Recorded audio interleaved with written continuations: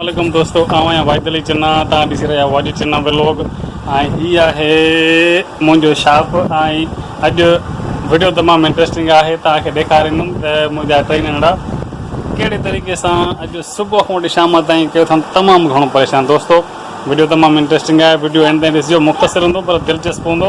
हीअ आहे मुंहिंजो पुटु मीर मुर्तज़ा। अॼु एॾी खिट कई आहे लॻियूं पियूं बीठा आहिनि। ऐं हे मां तव्हांखे ॾेखारियां थो, मुंहिंजो वॾो पुटु ॿाहिरि बीठो आहे। ऐं गर्मी ॾिसो त हिन जी हालत ॾिसो त कहिड़े तरीक़े सां थी वई आहे। छा थो करे ॿार?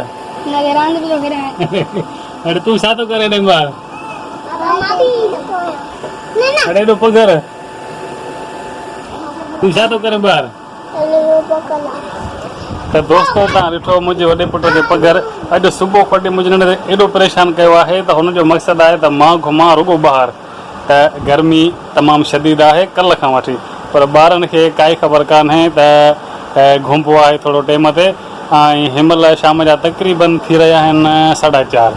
त दोस्तो तव्हां ॾिसो त हिकिड़ो शॉपकीपर माना शॉपकीपर ऐं मास्तर सॼो ॾींहुं सिर्फ़ु ॿार खेॾाइण, पाड़िया ॿार शइ वठणु अचनि, हीअ न खपे, हीअ खपे, हीअ न खपे, हीअ खपे। पंहिंजा ॿार ॿाहिरि वञो, हेॾे वञो, हीअं कयूं हूअं कयूं। जंहिं महिल राति जो थकिजी घर पहुचंदा आहियूं त असांजो दिमाग़ जाइ ते हूंदो आहे कोन। त दोस्तो पोइ बि शुक्र अलहमदुलिल्लाह, रोज़ी आहे, बचड़नि जी रोज़ी आहे, करणी आहे। तव्हां ॾिसो हाणे छा था पिया कयो? कहिड़ी रांदि था खेॾो? छा था पिया कयो?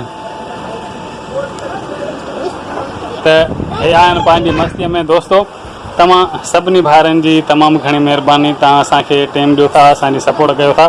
उमेदु आहे त तव्हां सभई भाइर अहिड़ी तरीक़े सां असांजी मदद कंदा रहंदो। मूंखे तव्हां मां पूरी उमेदु आहे त अरे छा था कयो?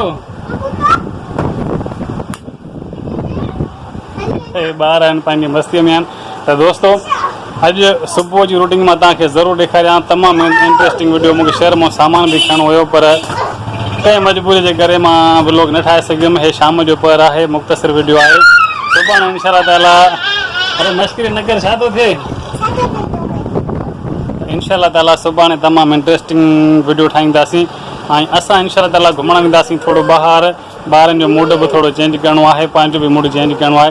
त दोस्तो पंहिंजो रखिजो तमामु घणो ख़्यालु। मिलंदासीं इंशाअल्लाह ताला सुभाणे। टेक केयर एंड अल्लाह हाफ़िज़।